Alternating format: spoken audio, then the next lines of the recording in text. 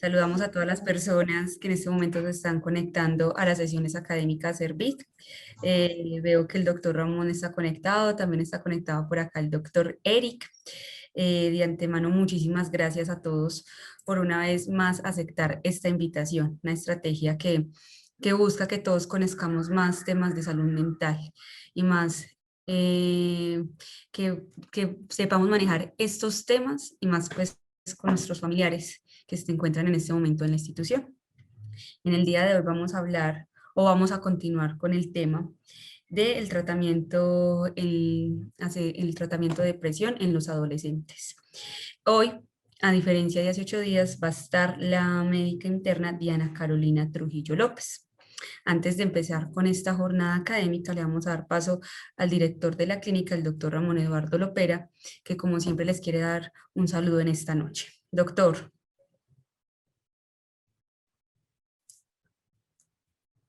Doctor, ¿se encuentra por ahí? Lo estoy viendo conectado. Bueno, antes de que el doctor se conecte por acá, entonces démosle paso al doctor Eri para que también vaya saludando. Hola a todos, muchas gracias como siempre, Ana, muchas gracias por abrir toda la comunicación.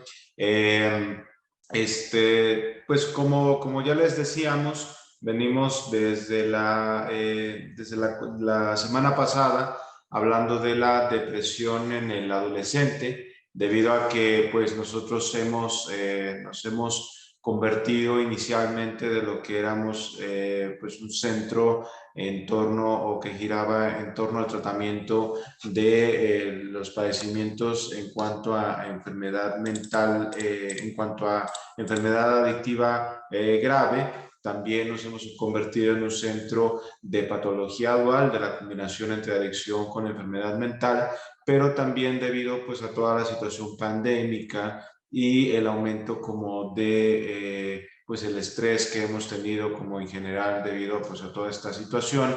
Cada vez más hemos presentado usuarias que presentan intentos de suicidio, intentos autolíticos, conductas autolesivas, todas ellas asociadas justamente a la depresión en el adolescente. Entonces ya vimos toda la semana pasada cuáles son las características de la persona, del adolescente que presenta este padecimiento. Y el día de hoy lo que vamos a hacer es que vamos a hablar al respecto, de cuál es el tratamiento. Nuestra idea, como siempre, de abrir estos espacios es que ustedes conozcan en el tema de la salud mental qué es lo que nosotros hacemos y por qué es que nosotros lo hacemos, ¿cierto? Nuestra idea nunca es funcionar de una manera misteriosa, funcionar de una manera anticientífica, sino antes al contrario, toda la cuestión de la ciencia, dentro de lo que se encuentra la medicina, la psicología y todas las distintas disciplinas con la que cuenta nuestra institución, que no deja de ser científica, necesita tener un medio de divulgación como el que nosotros estamos haciendo en estos momentos. Si ustedes no pudieron observar la sesión pasada al respecto de la depresión en el adolescente, ustedes pueden entrar en el YouTube, buscar Servit, nuestra institución. Ahí les va a aparecer el canal donde nosotros subimos semana tras semana estos videos para que ustedes puedan enterarse de qué hablamos cuando hablamos de depresión en el adolescente. Entonces, para ello, para hablar al respecto de la segunda parte de depresión en el adolescente, se encuentra la médica interna de pregrado Diana Trujillo López, la doctora que rotó durante todo este mes con nosotros en la clínica, en donde pues también pudo observar como toda esta realidad en torno en la cuestión de pues cómo se ha presentado, cuál es la situación que se presenta con los adolescentes, la manera como del tratamiento. y que pues realizó una cuestión de investigación, de tratamiento que también es importante para su formación como médica, ¿cierto? Cada vez es bien importante que haya médicos generales que estén pues interesados, y aparte de interesados, que tengan un adecuado conocimiento en cuanto a salud mental para seguir evitando pues distintas problemas que surgen como desde la primera línea como de tratamiento. Entonces, sin más, doy paso a la doctora Diana para que tenga su presentación. Adelante, doctora. Hola, muy buenas noches. Pues como ya les digo el doctor Eric, pues mi nombre es Diana Trujillo y yo les voy a tratar de dar a entender pues como el tratamiento en los trastornos depresivos en adolescentes. Les voy a compartir entonces la pantalla y por favor me dicen si se está viendo.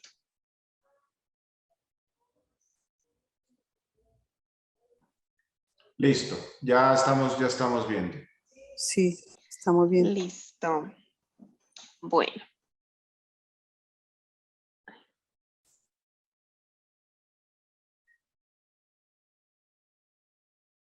Bueno, entonces vamos a hablar entonces del manejo farmacológico.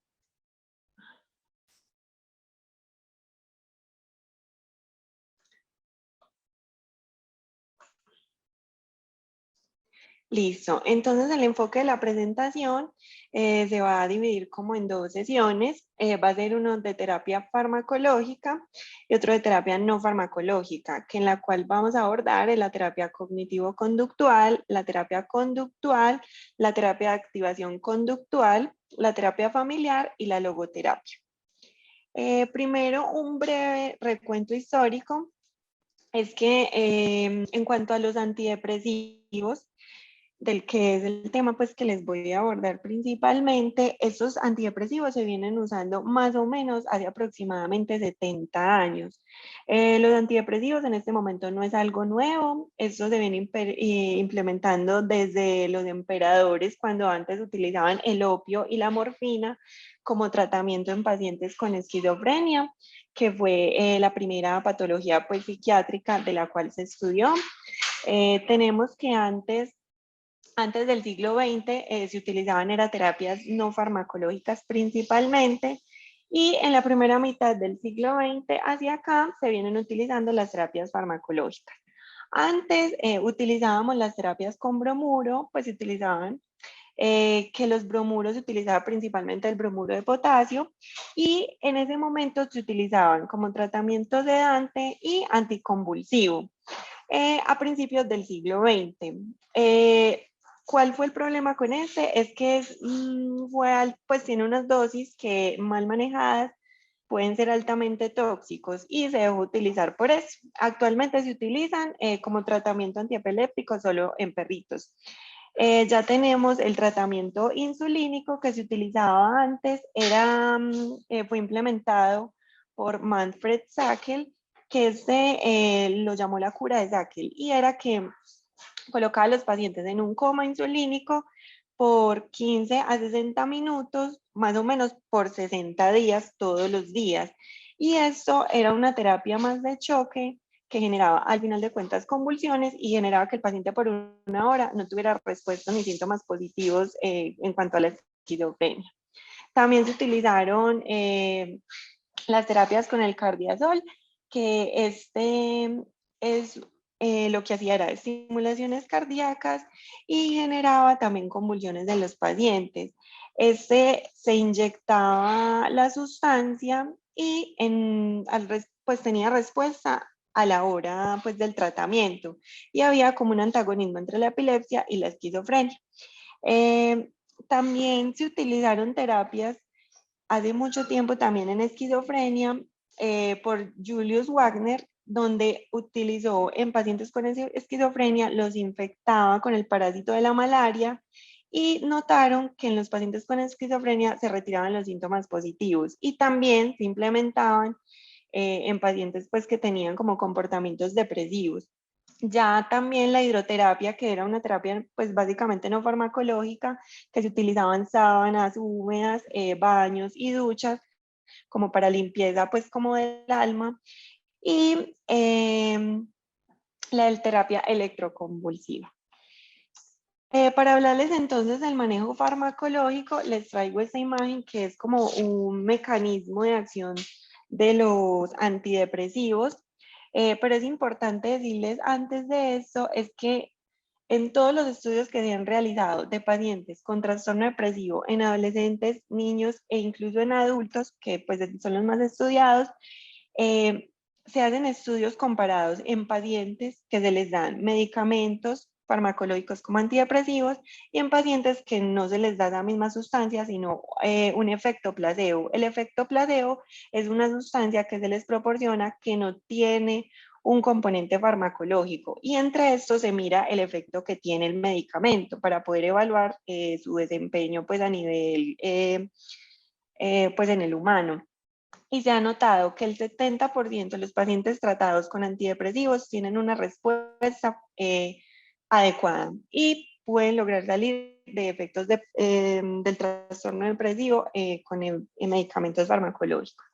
Entonces tenemos en esta imagen un esquema donde en la línea azul está una neurona presináptica que al final termina en una neurona posináptica. Tenemos los triangulitos y la línea moradita que son el neurotransmisor y la carita azulita que es como el estado del paciente donde está con ideas de minusvalía, ideas de tristeza, llanto fácil, que no le encuentra placer pues a lo que cotidianamente hacía normal y todos los síntomas que nos mencionaron en la charla pasada. ¿Qué hacemos con el antidepresivo? Que es donde está la línea vertical que es discontinua. Lo que hacemos desde ese momento se le administra. Lo que va a hacer el antidepresivo es aumentar la cantidad de neurotransmisores en el espacio sináptico que va a ser en la neurona y eso me va a llevar a que permanezcan más en ese espacio y que el estado de ánimo de esa persona mejore. Tenemos acá los grupos farmacológicos aceptados por la FDA para niños y adolescentes. La primera línea son los inhibidores selectivos de la recaptación de serotonina. El más estudiado a la fecha es la fluoxetina. Sin embargo, con los otros se tienen muy buenos estudios. Que tenemos la fluvoxamina, la sertralina y el escitalopram. Y como antidepresivos duales, el único autorizado en adolescentes y niños es la venlafaxina. Como primera línea, como les dije, pues inicia un inhibidor selectivo de la recaptación de serotonina, en este caso la fluoxetina. Acá tenemos el mecanismo de acción de estos inhibidores selectivos de la recaptación de serotonina. Esta es una neurona que está compuesta por la neurona presináptica y posináptica y sus debidos receptores a serotonina, que son los 5-HT1A y 5-HT2A. ¿Qué es lo que hace el medicamento? Bloquea ese transporte de serotonina. Entonces, todas esas bolitas verdecitas que ustedes ven ahí en ese espacio entre ambas neuronas hacen que se aumenten en cantidad y permanezcan más en ese espacio. Y eso es lo que mantiene una mejoría en el estado de ánimo de nuestros pacientes.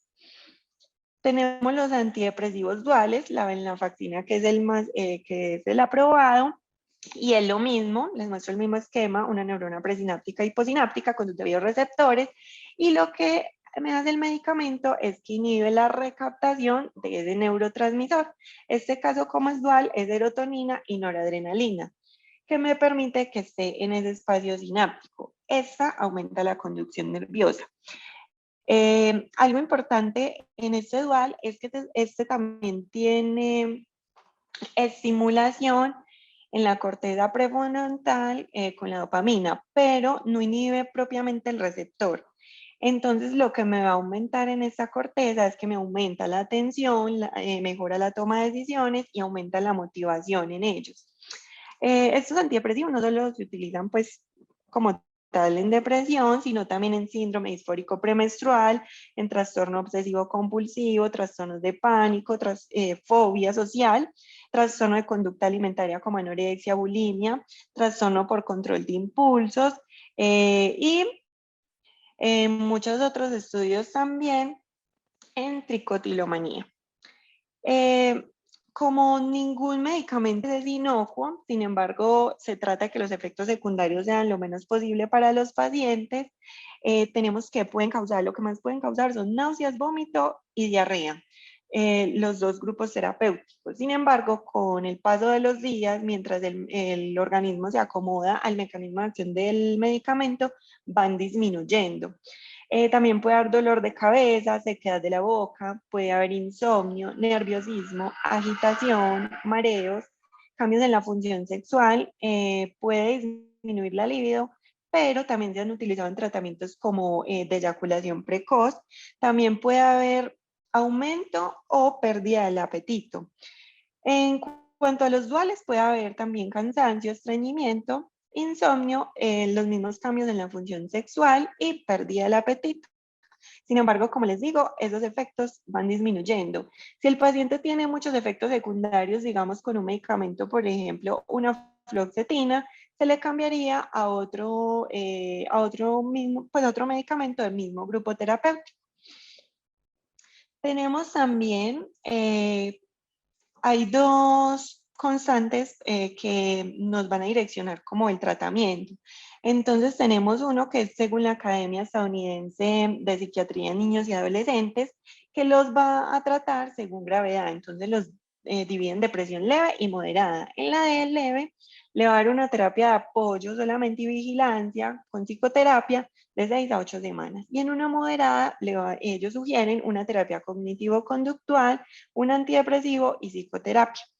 En cambio, el Centro Colaborador Nacional de Salud Mental, ellos dicen que todo paciente desde el inicio debe iniciar con psicoterapia mínimo durante 12 semanas y luego evaluar si hay respuesta o no para iniciar un tratamiento antidepresivo.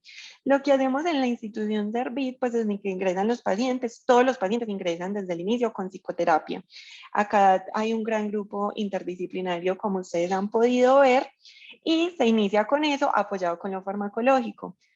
Obviamente, el modelo permite que según el paciente se dirija a qué necesita más ese paciente. Si un poquito más de ayuda farmacológica o psicoterapia, pero siempre va a estar apoyado eso. La duración del tratamiento mínimo se recomienda durante 1 año en estos niños y adolescentes. Y ya dependiendo si es una depresión resistente, se recomiendan hasta 2 años de tratamiento, o si tiene factores genéticos desencadenantes, posiblemente continúe con esa terapia mucho más tiempo. Si no nos funciona en una primera instancia con un solo medicamento y con un inhibidor selectivo de la recaptación de serotonina, se podría cambiar a otro de ese mismo grupo. Si todavía vemos que no mejora, podemos cambiarle a un antidepresivo dual o hacer una combinación de 2 grupos farmacológicos. Es importante decirles también que el medicamento no actúa inmediatamente, sino que empieza a hacer sus efectos de 3 a 4 semanas. Entonces, la primera semana es de adaptación al organismo y puede ser un poco incómodo por los efectos secundarios que tiene. Hay algo también que lanzó la FDA en el 2004, una Black Book de antidepresivos que emitió, que la teoría era que había mayor riesgo de pensamientos, sentimientos y comportamientos suicidas en los jóvenes al iniciar una terapia farmacológica con antidepresivos. Ellos se basaron en un estudio que hicieron con 372 ensayos clínicos con más de 100.000 pacientes y mostraron que las tasas de pensamientos suicidas eran del 4%, perdón, en los pacientes que estaban asignados con una terapia antidepresiva, en comparación con un 2% en pacientes que recibieron terapia placebo. Solo se detectó en niños y adolescentes hasta los 18 años. En adultos no se vio esta tendencia. Sin embargo, en el 2007, la misma FDA declaró que la depresión en sí misma estaba más asociada a un mayor riesgo de suicidio que iniciar la terapia farmacológica. Entonces, no obstante, desde el 2004 concluyeron e iniciaron más estudios que no era significativo el aumento en la ideación suicida en comparado con los pacientes que no estaban recibiendo tratamiento, ya que en los estudios mostraron que lo que más se veía eran lesiones autoinfligidas por pacientes que no generaban la muerte. Entonces, lo que decidieron era que sí era muy importante dar el tratamiento, y más porque con estos medicamentos hacemos neuroprotección, porque un paciente con una depresión nos puede llegar a una depresión grave, hacer una psicosis, que son ideas totalmente fuera de la realidad, y esto me hace neurodegeneración. Las consecuencias entonces de esta fueron que había más retardo en el diagnóstico, hubo disminución en la prescripción del manejo pues, farmacológico por la alerta que se emitió, y aumentó las tasas de suicidio por intoxicación de medicamentos en 21.7% en adolescentes y 33.7% en los adultos jóvenes. Entonces, lo que deja eso como enseñanza es que el riesgo que representa la depresión no tratada es mucho mayor en mortalidad que el pequeño riesgo que tiene el aumento de ideación suicida. Realmente no es relevante, pero lo que recomiendan es que los niños las primeras semanas sean evaluados por el terapista, por psicoterapia, por el psiquiatra, cuando se le instala el tratamiento, mirar cómo es esa ideación en esos pacientes, porque en unos se puede presentar y en otros no. En cuanto a la terapia no farmacológica, lo más importante acá, y esto debe traer como a memoria la presentación pasada, es reconocer al paciente con el trastorno depresivo, aceptar la enfermedad, reconocer signos y síntomas de recaída, que puede ser un insomnio, que le esté yendo mal académicamente, que de pronto el paciente dejó de tomarse los medicamentos porque sí, y acciones también en la escuela, en lo académico, bajan el rendimiento escolar más que todo en estos niños. Y los factores protectores hay que tenerlos siempre, siempre presentes, incluso cuando ya esté la terapia farmacológica. Y tenemos, como nos mencionaba el compañero la vez pasada, que está el buen apoyo familiar, un círculo social con buen sentido del humor, pero los textos en esto se refieren es que sea un entorno amigable, charlas productivas, que haya muy buenas relaciones sociales, reconocer los logros personales también uno como, pues, como paciente, y realizar pues muy buena actividad física. Dentro de las terapias, la terapia cognitivo-conductual, esta terapia se trata en modificación, mediante ¿qué? La combinación de terapias cognitivas y conductuales que generen en el paciente conductas disfuncionales, que sean pensamientos negativos, con situaciones específicas y que sean como desadaptativas, y que estas sean el origen de la sintomatología depresiva. En esta terapia, también se llama CBT, se basa en 3 pilares: en pensamiento, emociones y comportamiento. Y nos hace referencia a que los pensamientos nos afectan cómo nos sentimos y actuamos, los comportamientos afectan cómo pensamos y lo que sentimos, y las emociones afectan nuestra forma de pensar y actuar. En esta terapia se enfoca en el presente inmediato, en lo que piensa la persona y tratar de entender la otra por qué lo piensa de esa manera. Se enfoca en problemas específicos, entonces en las sesiones con psicología o psiquiatría, si lo practican, identifican problemas de conducta y pensamiento y se priorizan. El paciente se vuelve muy activo en estas terapias, y dentro de estas sesiones se le ponen tareas como también analizar cuáles son sus situaciones negativas y tratar de buscar cómo se superarán esas situaciones. En esta terapia, pues lo que recomienda muchos textos que sean de 14 a 16 sesiones, pero eso ya depende del paciente, pueden ser menos o más sesiones. También les traigo la terapia conductual, que la terapia conductual es más utilizada en niños. Perdón que no les dije la terapia pasada, la terapia cognitivo-conductual se utiliza mucho más en adolescentes, ya que ellos tienen un poquito más desarrollado el intelecto y su parte cognitiva. Entonces es mucho más fácil para ellos hacer la terapia cognitivo-conductual. En los niños que de pronto tienen un poquito más de inmadurez en ese sentido, se utiliza la terapia conductual. Esta terapia, las que les traigo, hay una que es de reafirmación positiva, es felicitar y es recompensas. Entonces, si el niño termina una tarea, se le permite jugar, por ejemplo, 5 minutos con el computador, o lo dejas 5 minutos jugar con otro compañerito. Si hay otra que es tiempo fuera, que es no permitir el acceso a una actividad deseada, Entonces, si tuvo una conducta pues inadecuada, entonces si el niño golpea al hermanito o a un primito, entonces por esta razón se le impone un castigo y, por ejemplo, te vas a sacar en la habitación 5 minutos sin hacer nada más, solo eso.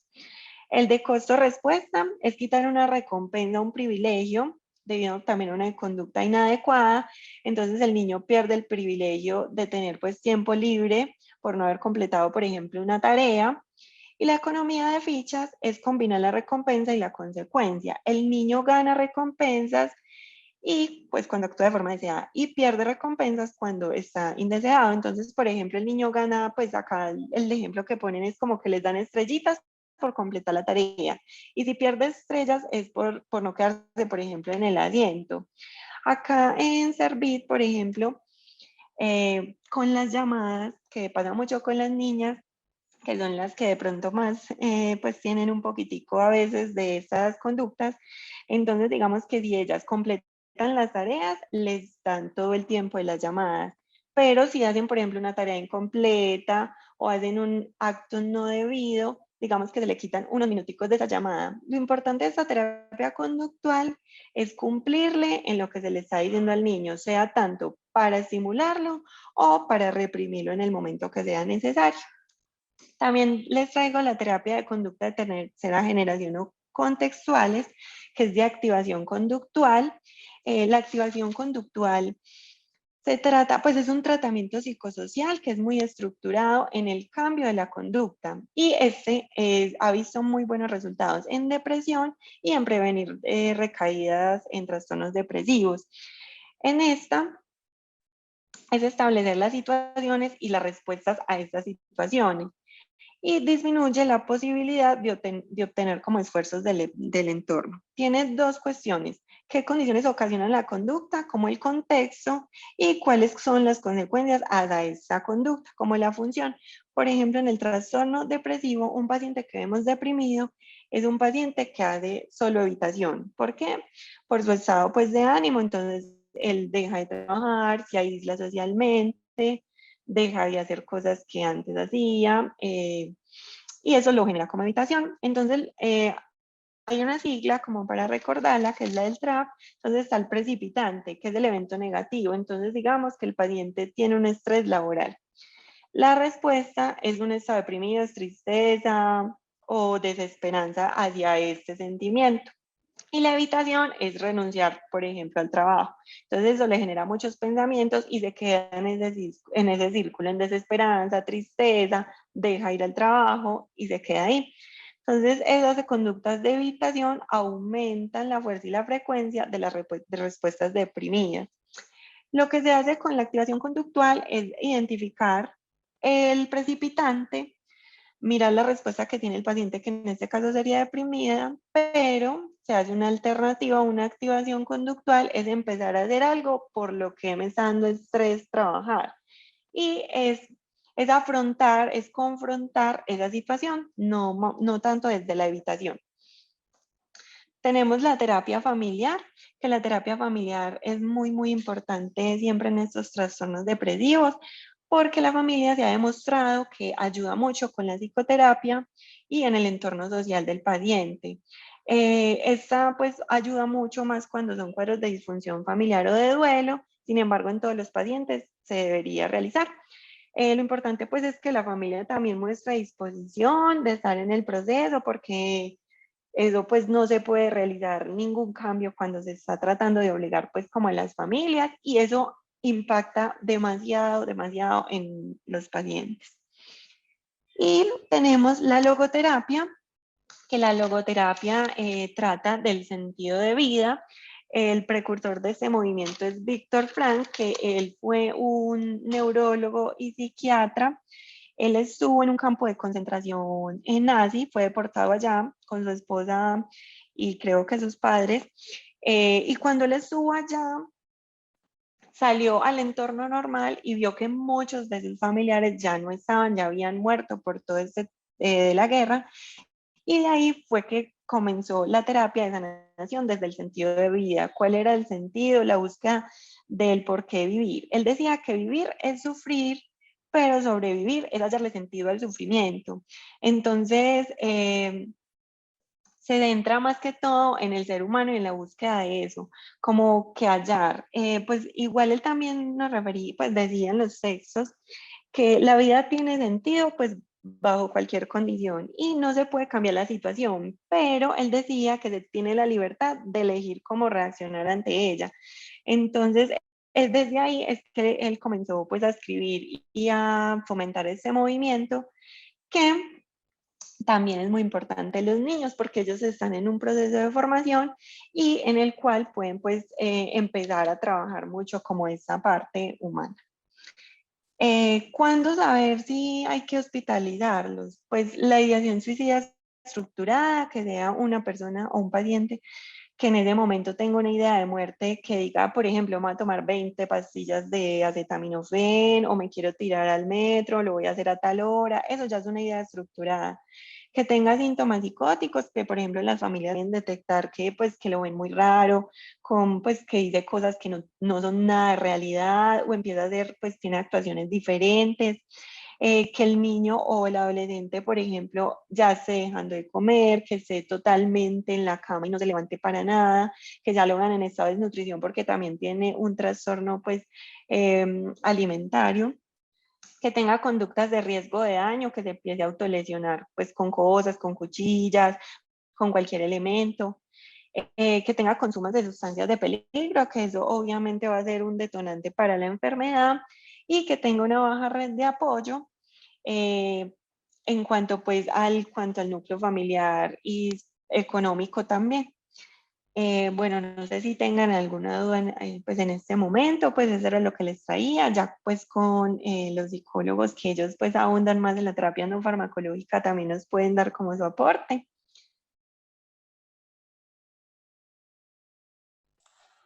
Bueno, muchas gracias a la doctora Diana por su presentación, muy gráfica, muy ilustrativa. Y nuestra idea precisamente de tener esta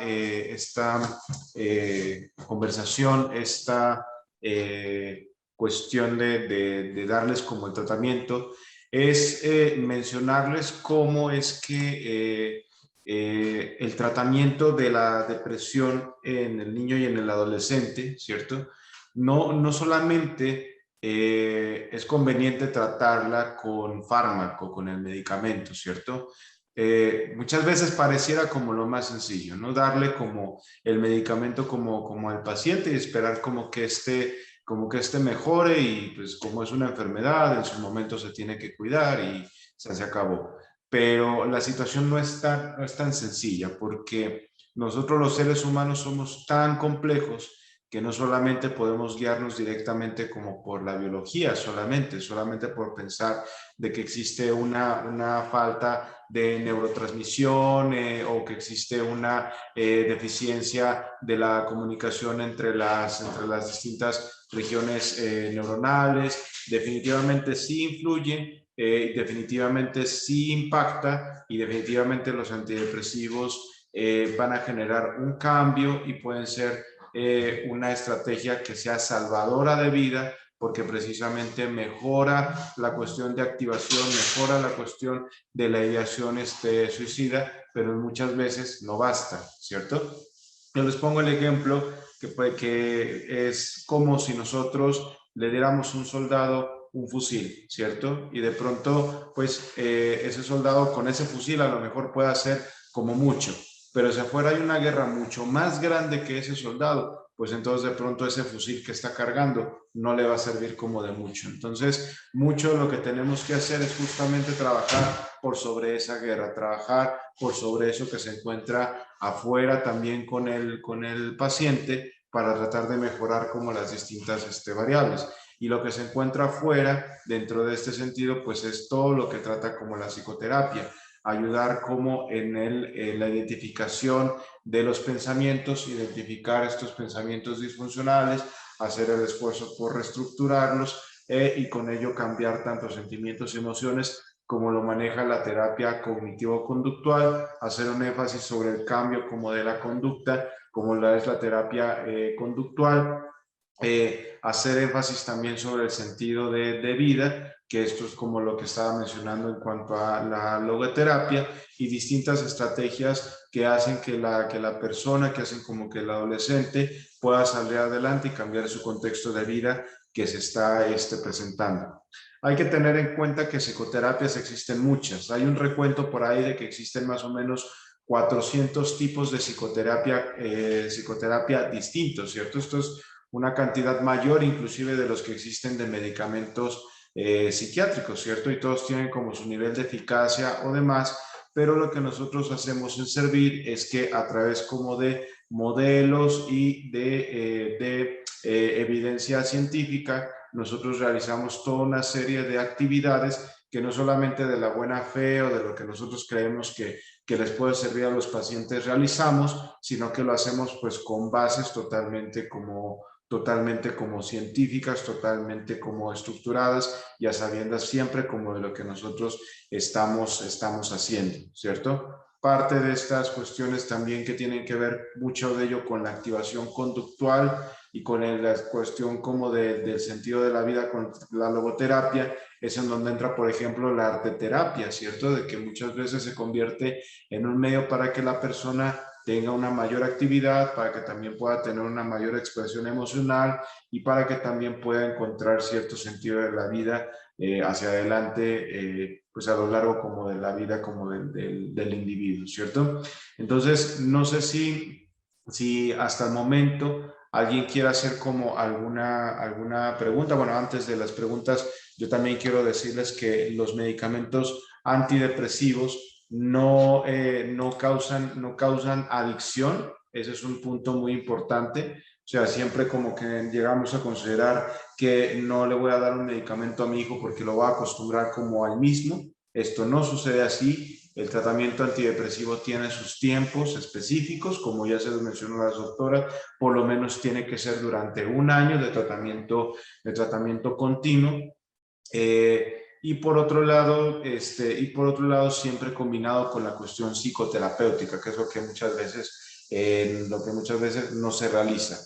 Y también, pues, la cuestión de que estos medicamentos antidepresivos, a pesar de que existe la cuestión como de la advertencia, que ya mencionó la doctora, de que podrían incrementar la ideación suicida, este incremento o este riesgo es mínimo en comparación con mantenerlos sin tratamiento antidepresivo, ¿cierto? O sea, sí se puede presentar, es una cuestión que sí se puede presentar en pacientes adolescentes principalmente, no tanto los niños, sobre todo los adolescentes, que llegan a tener como la toma de estos medicamentos, sí se puede llegar a presentar, pero es más probable que se presente si no se trata o si no se lleva un adecuado como tratamiento. Por eso, la recomendación es que este tipo de medicamentos siempre sea vigilado, siempre sea con una toma por parte como de vigilancia, por parte y supervisada por parte de la familia, por parte de los cuidadores como principales, no dejarlo olímpicamente como aquel adolescente se tome el medicamento porque tiene que tener como alguna responsabilidad y siempre estar como muy al pendiente de cualquier activación que pudiera llegar a presentarse como de esta ideación suicida. Por ahí habían levantado la mano y después la bajaron, no sé si es porque contesté yo la duda de lo de la adicción, de la cuestión como los medicamentos antidepresivos. Estos no se provocan, como les decía, por la adicción. No sé si alguien más tenga alguna otra pregunta o también a mí me gustaría que los psicólogos que acá nos acompañan nos pudieran dar un poquitico más de ampliación sobre la cuestión psicoterapéutica que llevamos dentro de la clínica. Adelante, Paula, que tiene la mano levantada. Muy buenas noches, doctor. Mi niña, ella ha tenido pues como episodios de que ella se hace cutting y mediante la medicación ella también lo ha hecho. Entonces me pregunto si de pronto ustedes analizan eso y de pronto le dan como una droguita como más fuerte como para tranquilizarla o se sigue el mismo tratamiento. Otra preguntita, ¿en qué momento más o menos se sabe cómo ya se le puede suspender el medicamento? si ustedes les van mermando para ver la reacción o cómo sería. Muchas Bueno, gracias. muchas gracias por la pregunta. Voy a responder yo y ahorita doy paso también a la psicóloga Cristina Pérez, que es la psicóloga, la coordinadora principalmente de tratamientos de toda la parte psicosocial de nuestra clínica. La cuestión como del cutting, de la conducta autolesiva en general, porque pues conducta autolesiva no solamente es el cutting, y del suicidio en general, realmente es una situación muy compleja, en donde intervienen muchas cosas más allá de solamente como la depresión. Muchos sí presentan depresión definitivamente, una gran cantidad como de ellos, pero también lo observamos en una gran parte que es parte como de una historia de vida traumática. No quiero decir que de todos, pues, ¿cierto? Y muchas veces como de ellos vienen enmarcados por una situación como de una alta impulsividad, una dificultad muy importante por la regulación emocional que se puede presentar en varios padecimientos, como por ejemplo el déficit de atención, como por ejemplo también la discapacidad intelectual y el trastorno por estrés postraumático, así como en situaciones como de vida como traumática. Entonces, como yo les decía, solamente como esperar la respuesta de una conducta al hecho de un solo medicamento realmente es tener una visión realmente muy reduccionista. Y de ahí el hecho de que, pues, el tema de lo que nosotros realizamos es justamente ocupar la combinación entre ambas. Por eso es que nosotros tenemos un modelo biopsicosocial, porque trabajamos en una parte biológica a través de la modificación químico-eléctrica de las variables como cerebrales, a través como del fármaco y otras terapias biológicas, ¿cierto? Pero a través también como de la psicoterapia, que es lo verdaderamente transformador dentro de la vida como del individuo, pues no se diga justamente como del adolescente. Y muchas veces hay a través como de la terapia como de conducta o de la terapia cognitivo-conductual y estrategias en ese sentido, logramos que los pacientes llegan a disminuir esta clase como de conductas como de cutting, y no solamente bajo la espera como de un solo medicamento. Y por otro lado, ¿cuándo es que nosotros decidimos la merma del medicamento? Número uno, cuando nosotros estamos cumpliendo objetivos, es decir, que nosotros vemos que el paciente sale adelante de síntomas depresivos, todos los que estuvimos hablando en la sesión pasada, que hay una mejora en la calidad de vida, que estamos cumpliendo con tiempos objetivos, como les decía, por lo menos 12 meses, no antes, porque se sabe que si antes se suspende, hay un riesgo incrementado de recaídas, y obviamente una recaída pues conlleva el riesgo de la conducta suicida además. Y aparte, hubo otra cuestión que nosotros hacemos por la cual mermamos el medicamento, es que observamos que la persona no tiene tolerancia a la toma del medicamento, es decir, que tienen como varios efectos adversos que hacen que la persona no pueda tomar adecuadamente ese medicamento, o cuando estamos viendo falta de respuesta ante el mismo, ¿cierto? Es ahí cuando nosotros hacemos como el cambio, la disminución como del uso de los medicamentos. Y siempre hay que tener en cuenta algo. Nosotros en Servir, y así en general debe de ser como en la psiquiatría en general, es el hecho de tratar de ocupar siempre la mínima cantidad de medicamento, pero las dosis adecuadas que deben de presentarse.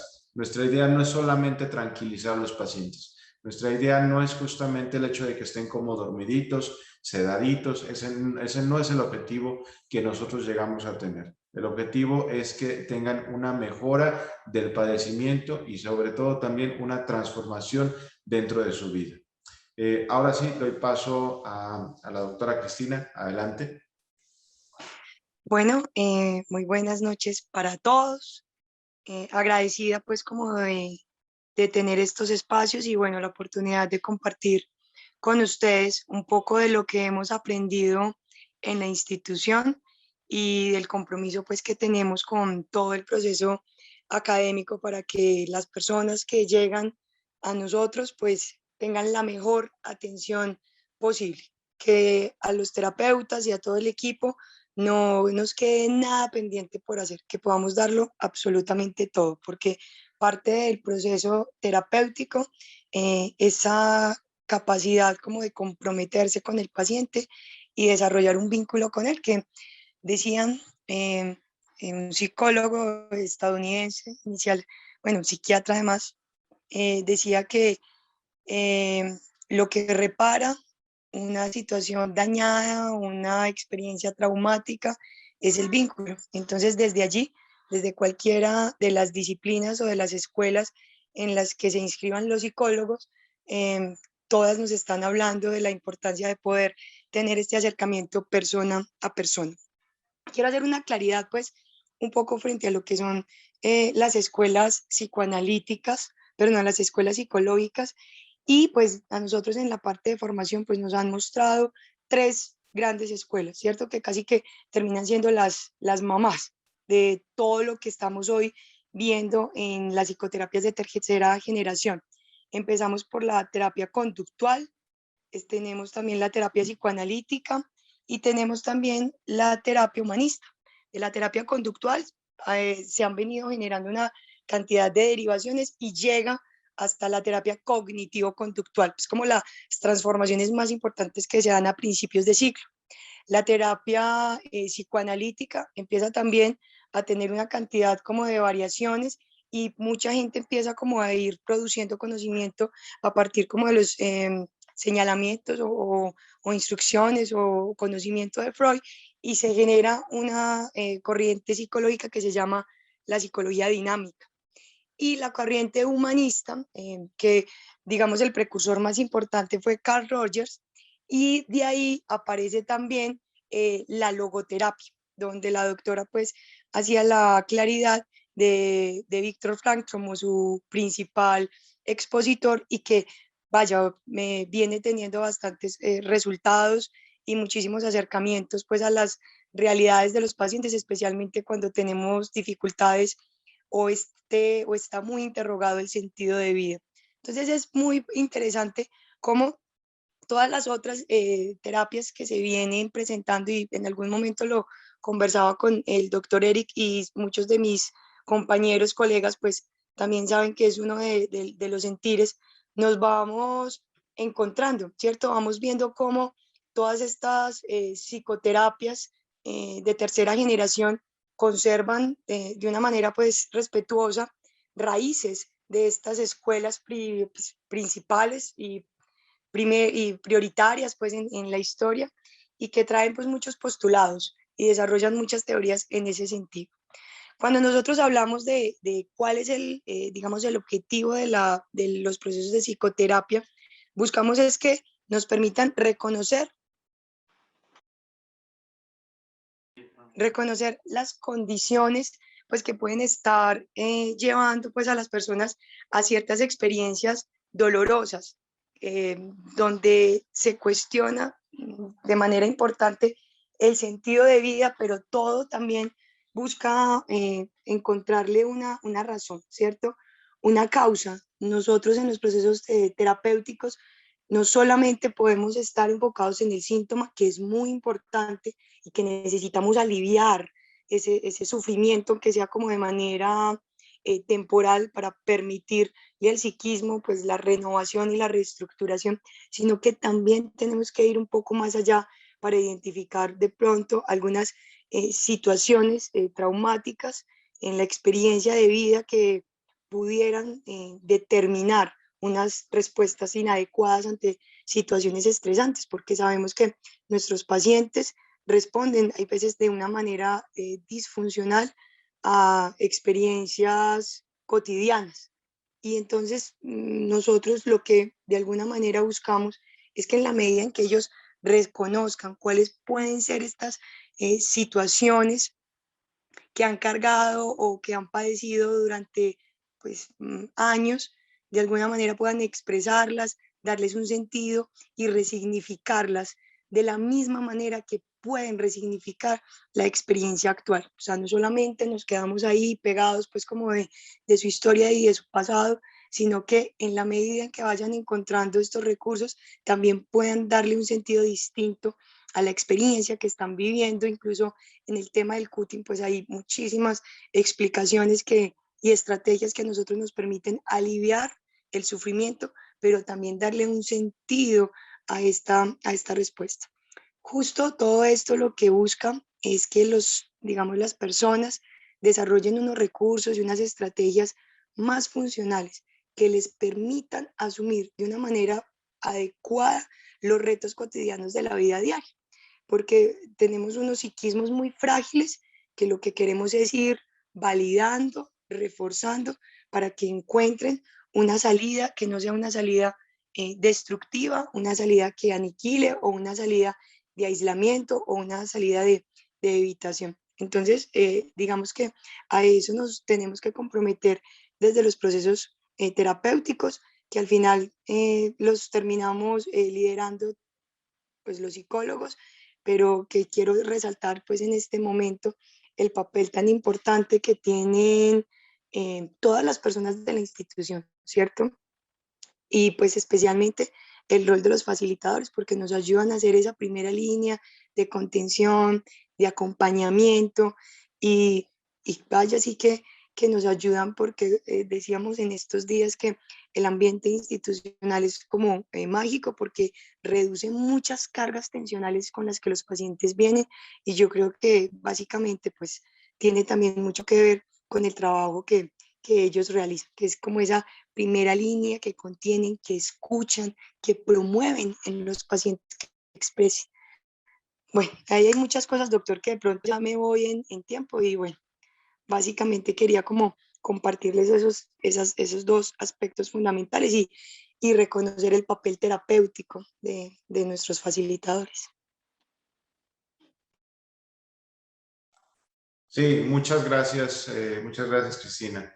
Sí, en efecto, o sea, creo que lo que hace muy, muy rico el tema del tratamiento que nosotros llevamos, independientemente de la cuestión de depresión o de cualquier otra patología que los pacientes estén sufriendo en ese momento, tiene que ver justamente de que toda actividad que se está realizando en ese paciente tiene una finalidad terapéutica, tiene una finalidad de aprendizaje y modificadora también, y de generación en cuanto a sentido de vida. O sea, o se pueden ustedes preguntar qué caso tiene el tema de que ese paciente se levante temprano, realice su cama, se almuerce a horas como fijas, se acueste a horas como fijas, pero precisamente muchas veces a través como de la creación como de esas rutinas ayudamos como a estructurar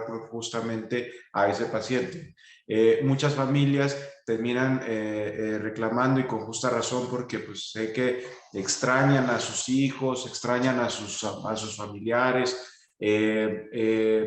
les preocupa la evolución que ellos tienen y cómo es posible que me quede como sin una llamada. Bueno, ahí les estamos enseñando la estrategia conductual de cambio de estas conductas que propiciamos justamente como en estos pacientes. Entonces, los pacientes por eso también tienen una mejora muchas veces como muy espectacular, a veces en corto tiempo, o se empiezan a comportar de una manera distinta a como lo hacen en el medio donde ellos se desenvuelven, porque precisamente tienen un medio altamente enriquecido, altamente transformador, como el que viven dentro de la clínica.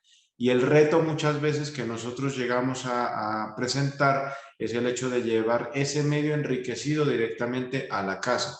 Por eso es de ahí tan importante que nosotros también tenemos la terapia familiar como una de las bases, de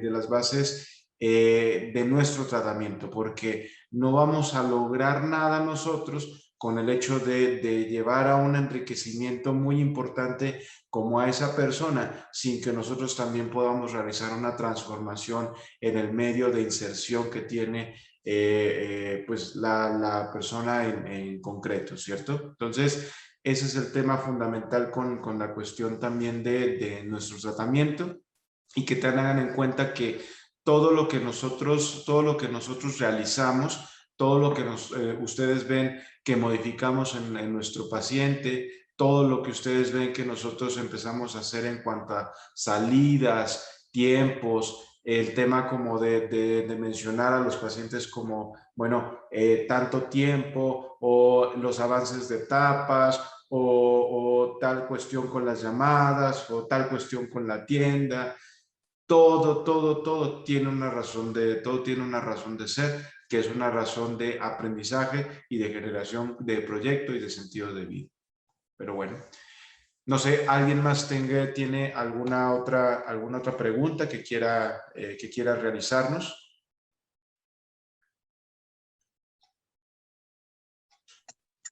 Buenas noches, doctor. ¿Cómo están? ¿Cómo está? Muy buenas noches. Yo soy la mamá de Josman Valenzuela. Muy bien. Buenas noches.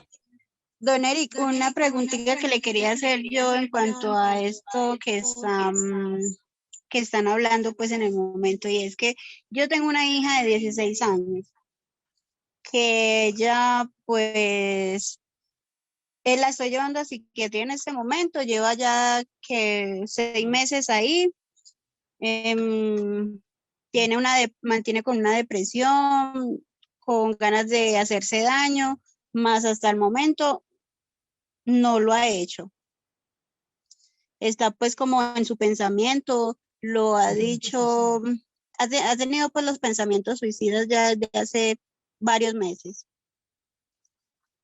Le gusta estar encerrada todo el tiempo, no le gusta interactuar con nadie, es muy poco sociable. Tiene un genio muy cambiante, demasiado.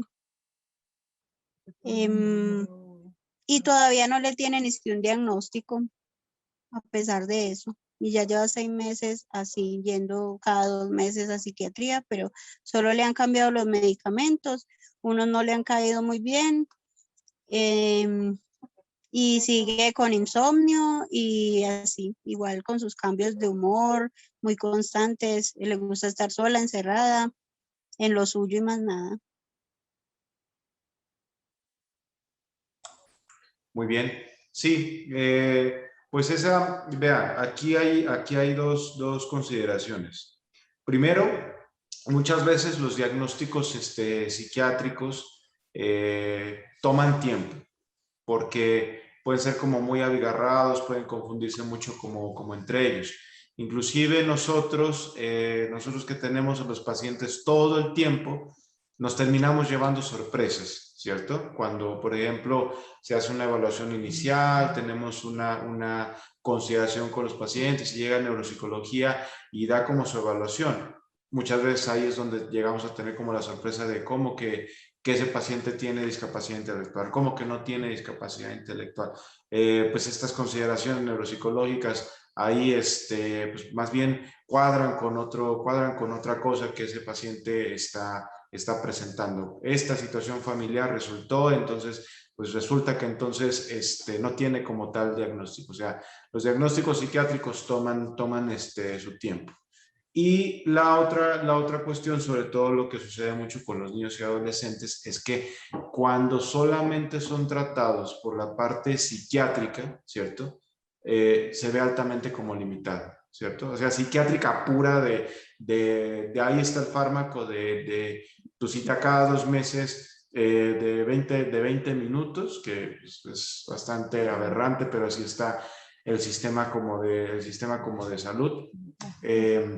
Normalmente los pacientes no tienen una mejoría, que es como posiblemente está pasando como con su hija, ¿cierto?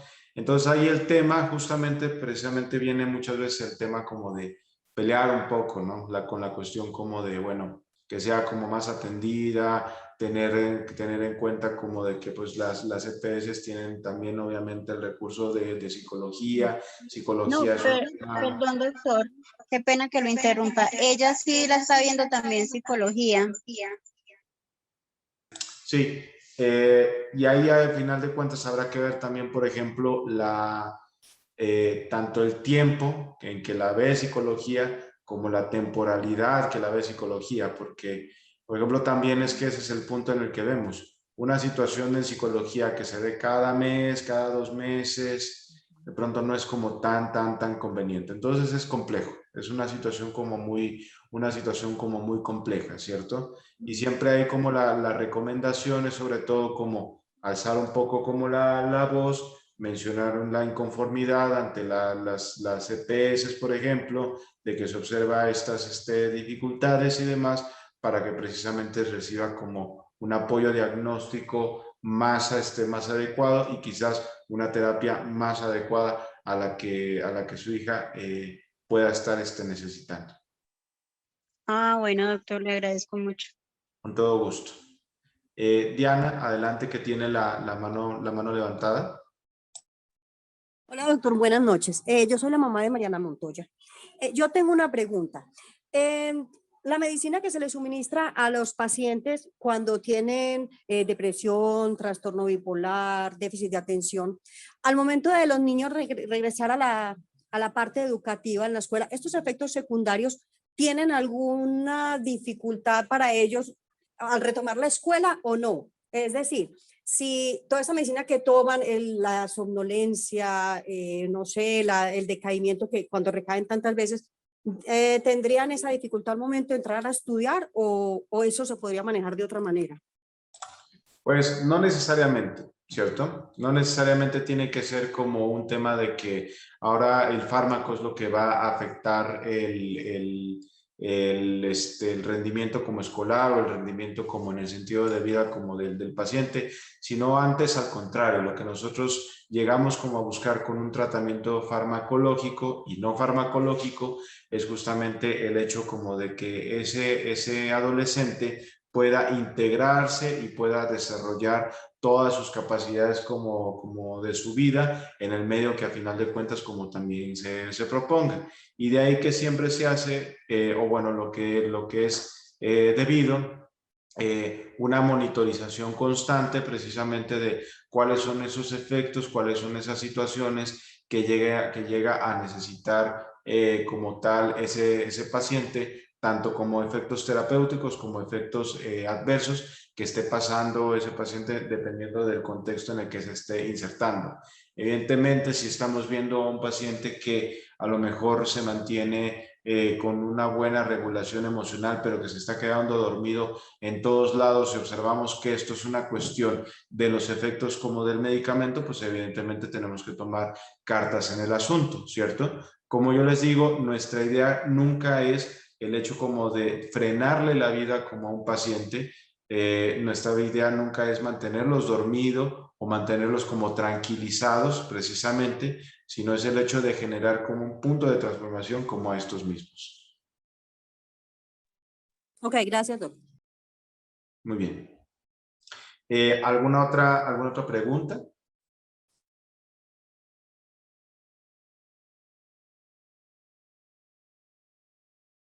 Bueno, adelante, Paula. Doctor, de nuevo te hago una preguntita, aprovechando pues que estamos acompañados de los psicólogos, psicólogas. Yo quería como una sugerencia o como un consejo, porque mi niña a veces me llama contenta, otras veces me llama llorando. Entonces me gustaría pues como que me dieran unas palabras de yo decirle para que ella se tranquilice y no indisponerme yo también, porque obviamente pues eso también lo pone mal a uno, de que ella me dice a mí que ella ya no quiere estar allá, que ella ya lleva mucho tiempo y que ella no ve ninguna solución a lo que ella siente. Entonces, ¿cómo puedo hablarle yo a ella como para que ella se tranquilice y ella no vea como que llamándome a mí, ella va a pensar, mi mamá ya me va a sacar? Muchas gracias. Muy bien. Cristina, no sé si quiera contestar. Bueno, sí, doctora, acá estaba yo pendiente de la pregunta de la mamá. Yo creo que, miren, parte de lo que pasa pues como con nuestros pacientes es que de alguna manera se favorece dentro del proceso de atención la expresión, ¿cierto? O sea, la posibilidad que ellos tengan de manifestar, expresar las situaciones de aburrición, de agotamiento, de cansancio o todo lo que viven, ¿cierto? Porque hace parte también como de las distintas dinámicas. Los fenómenos que se dan al interior del grupo en muchos momentos son fenómenos que se dan también al interior de las casas.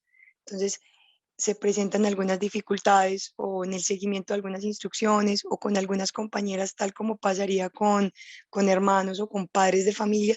Y esto, pues, en definitiva, afecta el estado de ánimo de los chicos. Máxime que para nosotros es claro que ellos pueden expresarle a la familia lo que ellos quieran. Nosotros en ningún momento vamos a coartar llamadas o encuentros con ustedes en lo absoluto, porque partimos de que tienen que conversar, de que es muy importante expresar. Lo decía en la anterior, digamos, en mi anterior intervención, y es que muchas de las situaciones que se dan en los estados depresivos bueno, o en estas manifestaciones del cutting, en muchos momentos, no todos, pero sí en muchos momentos, está muy relacionado con estas dificultades tan grandes que tienen las personas para tramitar sus emociones. Y no logran tramitar sus emociones si no las sacan por medio del lenguaje. El lenguaje es creador, el lenguaje construye, ¿cierto? Entonces, lo más importante es que podamos recibir esa queja, esa tristeza, esa demanda, nosotros con tranquilidad, porque lo que nosotros, digamos, encontramos el equipo terapéutico y pues todas las personas que acompañamos a sus hijos, es que las familias se vinculan fuertemente o con la demanda o con la tristeza o con la preocupación. Y entonces, en esa medida, cuando nosotros nos vinculamos con esas emociones, empezamos a ser parte también como del conflicto, ¿cierto? Entonces, lo más importante es escuchar. De hecho, esa es una de las recomendaciones que quería dar antes de terminar este espacio y es la apertura a escucharlos, no necesariamente para cuestionarlos, sino para preguntar, ¿cierto? ¿Qué es? ¿Qué te tiene así? ¿Qué ha pasado? Muy bien, ¿con quién lo has conversado? ¿Con quién lo has consultado? Y cuando ustedes se encuentren con toda esa conversación y dándoles a entender que ustedes los están escuchando, ¿cierto? Es comunicarse con nosotros, con el equipo terapéutico, porque créanme que no hay una recomendación general, ¿cierto? La recomendación general es escuchen, contengan y busquen ustedes estar tranquilos. Si ustedes están tranquilos, se los aseguro que eso se transmite al paciente, pero si se empiezan a desesperar o a ser parte, hay veces como de la queja, claro que encuentra la enfermedad, hay veces ni siquiera el paciente, pero encuentra la enfermedad la mejor herramienta para reforzarse y para mantenerse en la vida de sus hijos. Entonces, el digamos, en la comunicación con el equipo, ahí es fundamental.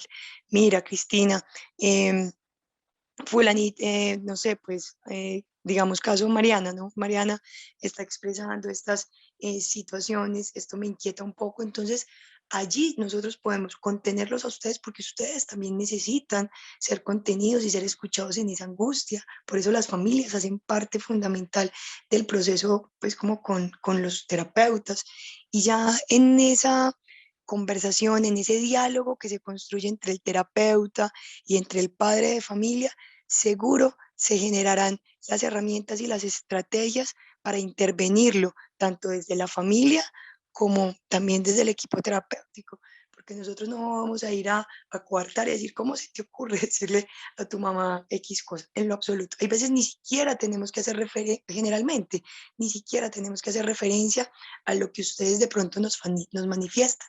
Tenemos la experticia, tenemos el entrenamiento para de alguna manera persuadir al paciente a que nos exprese sus inconformidades y sus malestares y poder también recibirlos y devolvérselos para que ellos se hagan cargo de una manera más funcional, porque no es resolverle a los chicos su tristeza o su aburrición o su angustia, no se las resolvemos, las contenemos y trabajamos con ellos en el desarrollo de unos recursos que les permitan afrontar estas situaciones que las viven con una alta complejidad, las puedan asumir de una manera más funcional. Y cuando ellos las asumen y se dan cuenta que mira, lo logré, pasó esta situación con un compañero, pero no estuve mal, logré estar tranquila, eso se convierte en un reforzador poderosísimo para fortalecer el sí mismo. Entonces, no hay una técnica específica, mamá, para ti. Lo que te pido es escucha, pregunta, indaga, por favor, y con toda la confianza, porque miren, estos espacios nosotros estamos aquí para que ustedes también se den cuenta que somos una carta abierta, ¿cierto? Y con toda confianza nos puedan entregar esta información y ya junto con su terapeuta, con su trabajador social, con el psicólogo, con el terapeuta ocupacional, pues como con el equipo interdisciplinario, seguro vamos a encontrar un camino y un camino donde al final sea el paciente el que resuelva su situación. No se la va a resolver ni la mamá ni el terapeuta. Les ayudamos, pero luego es él. Y esa se convierte en una experiencia de éxito fundamental en el proceso y en su vida. Muchas gracias, doctora. Sí, eso es. Uno llega a creer que muchas veces uno va a la psicoterapia como para sentirse mejor. Y la psicoterapia duele, ¿cierto? Y duele porque es una situación de cambio. Y los cambios, a final de cuentas, son duros. El hecho de que una persona alcance a observarse en sí mismo y ver que lo que está haciendo de pronto no es como lo más correcto, genera mucho malestar, ¿cierto? Entonces, obviamente, cuando algo genera malestar, cuando algo genera angustia, lo primero y de respuesta natural como del organismo es a tratar como de salir corriendo. Entonces, cuando nuestros pacientes se ven enfrentados no con nosotros, sino con ellos mismos y con sus conductas y con sus creencias y con sus sentimientos y con sus recursos que tienen como en ese momento, se genera como una gran angustia que les dan las ganas como obviamente como de salir del proceso y de ahí los mensajes que se terminan dando de sáquenme de aquí, yo no quiero seguir en esto, ha sido demasiado el tiempo. Y nosotros también los entendemos ustedes como en su angustia, porque pues obviamente el ser padre es estar destinado a preocuparse, ¿cierto? El ser padre es estar destinado a que el hijo siempre le duela, ¿cierto? Entonces, en ese sentido, pues nosotros también los entendemos ustedes y que necesitan estos espacios como para escucharlos en este sentido. Y cuando nosotros vamos ahí y hacemos un recurso terapéutico, no es en contra de su hijo o de su familiar, ni en contra de ustedes, sino en contra o tratando más bien de modificar las conductas o las situaciones que te está pasando con esa persona, con la finalidad de que empiece a ampliar como su visión del panorama y que tenga un cambio transformador. Esa es la situación más importante que ustedes tengan. Y como siempre decimos, mientras la familia vaya en conjunto con nosotros, ¿cierto? Y ir en conjunto con nosotros también es hacerse cargo como de sus emociones a través del diálogo directo que pueden tener directamente con todos nosotros los profesionales. Es ahí donde observamos los procesos más sanadores, llámese la patología que sea. Depresión, ansiedad, suicidio, consumo de sustancias, la que ustedes quieran. Bueno, y no siendo más, y pues porque ya nos extendimos un tanto en cuanto a tiempo, les agradezco a todos su participación, les agradezco pues especialmente a la doctora Diana que realizó toda esta exposición de una manera en donde pues fue enfrentarse con cosas que pues nunca en la vida alguien en medicina nos enseña algo de psicoterapia. Entonces siempre para nosotros como el tema de psicoterapia en cuanto a los médicos es así como una cosa bien misteriosa, que no se sabe bien cómo funciona, entonces también enfrentarse a un tema ahí de que nunca pues se sabe cómo se recibe como formación, entonces pues es un ejercicio de formación también bien interesante. Y en ese sentido, pues bueno, también lo realiza bastante bien. Y bueno, pues a todos ustedes, como siempre, gracias por su participación, gracias por estar siempre pendientes de estos espacios. La próxima vez les va a tocar ahora a ustedes, porque vamos a hablar sobre situaciones familiares conflictivas, de los cuales ya les estaremos informando un poco más adelante dentro de nuestro programa académico. Como siempre, todos los miércoles a las 7 de la noche tenemos este espacio para ustedes, para resolver estas dudas y para que ustedes aprendan. Les llevan todos un saludo, que pasen todos una muy buena noche y como siempre, y a todos, gracias.